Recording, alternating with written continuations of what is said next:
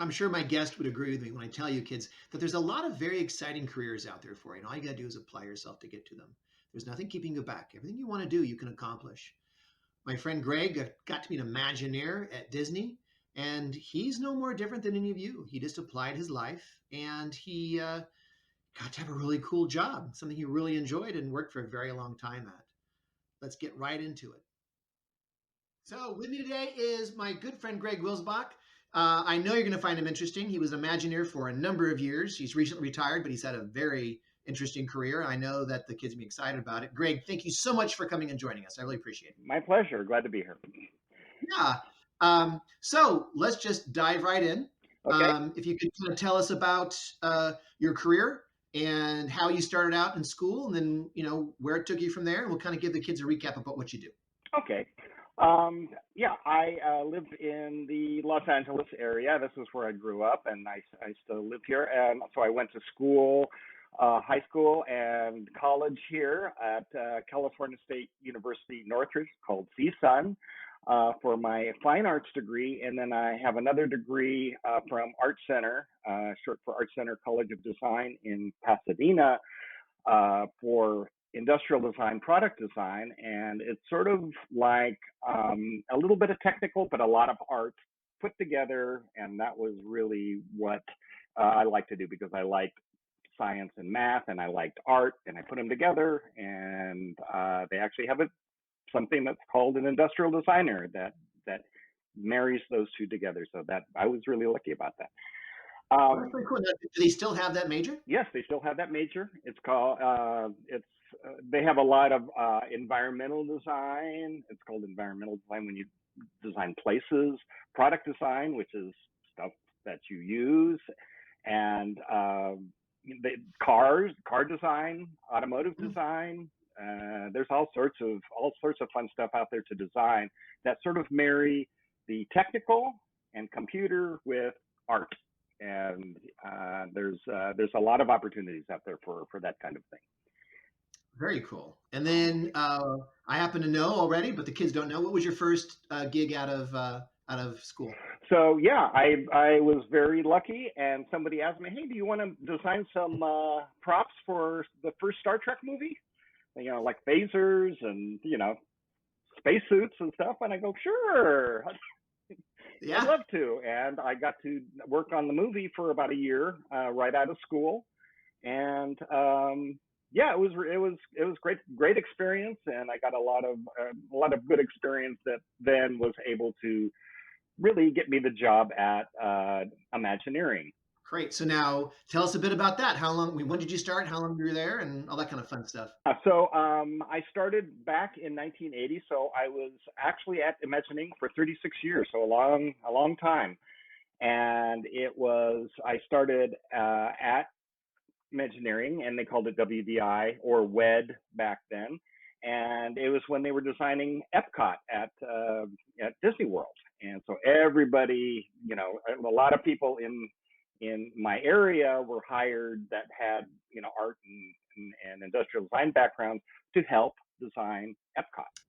Awesome. And then from there you went to? I started getting into more traditional rides. One of my first and one of my favorite rides that I was able to be involved with was Star Tours, and that was a very it was a very unique new ride. It wasn't like a typical ride on a track. It was actually using a flight simulator. That is what trains pilots to fly big airlines, big planes. And we used that to make a ride. And because we wanted everybody to be in this little kind of spaceship, and it would move around like a plane, only in space. And we had to figure out how to make a ride out of that, and that was very fun. It was very unique, and it was one of my favorite jobs. Awesome. And then you worked on through until? Yeah, I worked on through, and I worked on a lot of projects. Some of my biggest projects were in Tokyo, and if you don't know, there's actually a Disneyland in Tokyo, and then there's a park that's right next door like Epcot is next door to the Magic Kingdom, called Tokyo Disney Sea, and I worked on that for a long time, for about 10 years, and I actually got to live in Japan. Um, and then probably my last biggest project was Cars Land in California Adventure, which is out here in California. Which And is gorgeous. I don't know how many of the kids have seen it, but it is astonishing, and yeah, it's a beautiful, beautiful piece of work. A very creative use of space, and you feel like you're in Radiator City. I mean, it's that the canyons that you created there yeah, are stunning. yeah. That was a very fun project, and we worked with Pixar a lot because we wanted to really make you feel like you're in the Cars movie, Mhm. and I think we did a pretty good job. Now, I should have mentioned your lineage here. I think the kids might get a kick out of this. Your father was an animator, and he worked on some of the stuff that they would know would be like he helped animate the Lady and the Tramp spaghetti scene, right? Yeah, he started with Lady and the Tramp, and when I was just a little kid, and I actually, when I was about 10, 10 or 11, I got to meet Walt Disney because all of the families got to go to at Christmas, got to go onto the studio lot and shake hands with Disney and see a movie. And so that was very interesting. So I got to do that 2 or 3 times. So I can say that I actually met Walt Disney. You met Walt I Disney, met yeah. Walt Disney. I shook his hand. And I was actually at Disneyland in California on opening day when I was 6 years old. And I don't remember much about it, but since my dad was working for Disney, we all got to go to the opening day at Disneyland. I don't think I remember those two things. You got so many fascinating things, Greg. It's hard to keep track all the cool things you've done. So I'm wondering, how many Imagineers are there at one given time? There are a lot of them. There are as low as 600, but when there are big projects, there are probably 3,000. But that is Oh, wow. in California and in Florida and in Paris. So we're all over the world. When big projects get going, more and more people come in to work on a project, and then when the project is finished, everybody moves to other jobs. So so it fluctuates depending on what's going on, what's being designed. But that's a lot of people. So it's very realistic. If one of the kids watching this wanted to pursue Mm-hmm. this, they could. If there's 3,000 Yeah. Imagineers, then they need 3,000 people to do it, which I'm sure they're coming from all over the Mm-hmm. world. Uh, it's definitely Yes, achievable. and there's Uh, Good. and there's so many different jobs at Imagineering. It's not only artisans and designers. There is accountants, there are engineers, there are administration type people, there are coordinators. They're just every job that you can imagine is in Imagineering at one stage or another. So there's a lot of opportunity for getting into the kind of the theme parks business. Interesting. Well, that's really good to hear. So, speaking of which, speaking of the kids, I've got a lot of really good questions for them. I know they want to come on here. So, first of all, let's have them just wave hi. They want to say hi.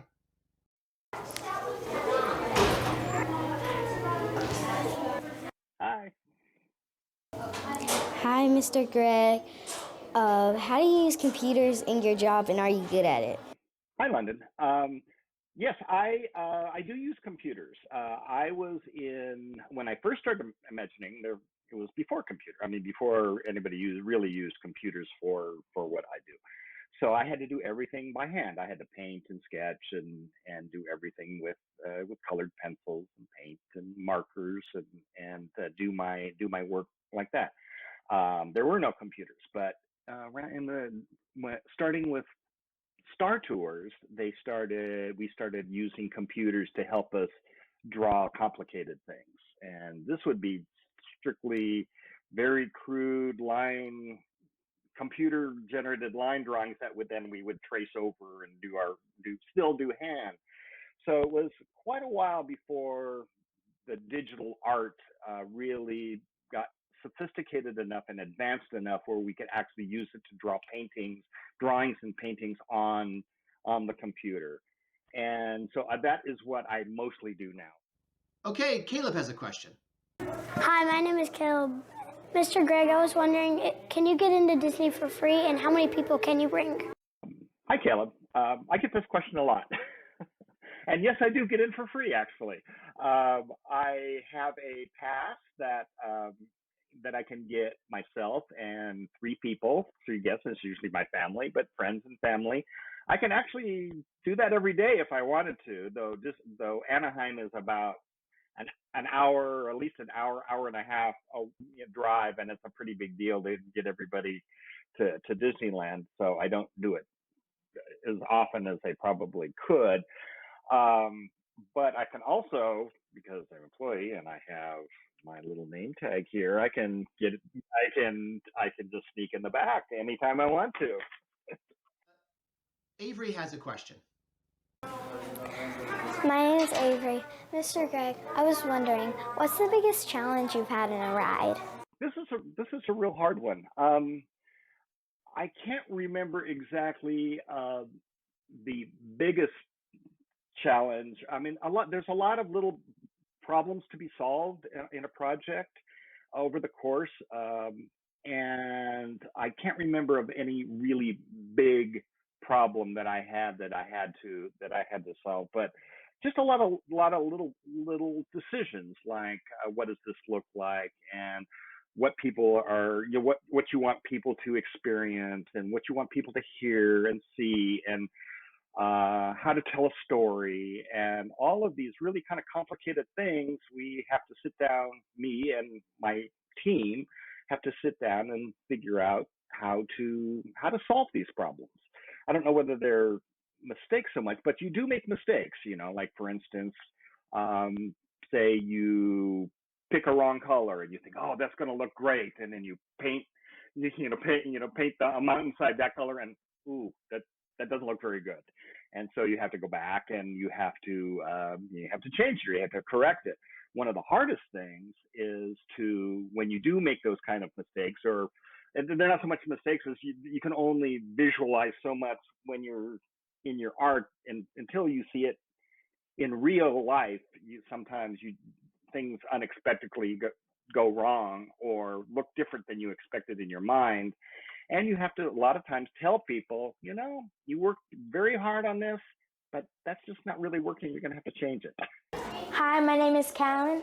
Mr. Greg, how long does the entire process take? So hi, Kalan. The entire process really varies from project to project. Like if you're doing a little Dumbo ride, it's it's less like a year.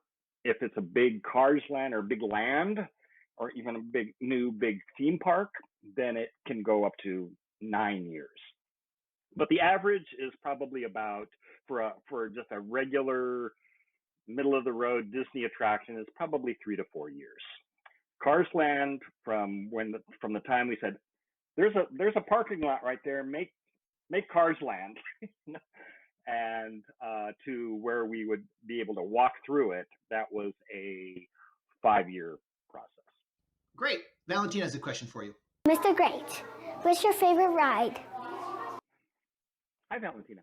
I think I mentioned, I actually have two favorite rides. My first favorite ride is Star Tours, because it's so new and everybody was so enthusiastic working with Lucasfilm, which is Star Wars, because that was the first time Disney was able to do a Star Wars themed attraction. So everybody was very excited about that, because Star Wars was relatively new back then, and that was very, very fun. George Lucas actually was another cool guy that I met. But my second one would be Radiator Springs Racers, which is part of Cars Land, and it is a combination of a thrill ride and a dark ride, or a ride that you go through, through scenes to telling a story, and then you end up in a race, and then it's a thrill ride. So it's like half and half, and it's a very big ride, and it was very, very fun to work on. All right, so our last question is for Ryker. Speaking of fast rides, our last question is from Ryker. Mr. Greg, what is the fastest ride you have ever worked on? Uh, Hi, Ryker. The fastest ride would be the Raider Springs Racers, the racing part, which is sort of like a car. I don't know whether you know what a slot car is, but there's actually a car with a piece of mechanism that goes into a slot in the road, and it's pulled along, and it's pulled along very fast. And that's the fastest ride that I've worked on. Even though Star Tours looks fast, you're actually not going you're not going anywhere. You feel like you're going fast, but you're not really going fast. Yeah. Do you know how fast it gets? Oh boy. I think it gets up to about 35 miles an hour, but it feels a lot faster when you're sort of side by side with another vehicle. So that's usually pretty fast for a ride. 35 pretty rapidly. That's probably where the speed comes from. It's not as fast as a big, huge roller coaster or a really steep drop roller coaster, but for a ride that is doing just hills and stuff, that's a pretty fast ride. Well, thank you so much, Greg. We really appreciate it. Yeah, my pleasure. Disney, of course, is pretty exciting to all of us, and we just all are appreciative of the hard work you put into it. Thank you for taking your time to teach our kids what they can maybe do one day when they're into their career. Yep. Well, thank you for having me. It was a lot of fun. All right. Thanks, Greg. Thanks. Bye. Thank you, Mr.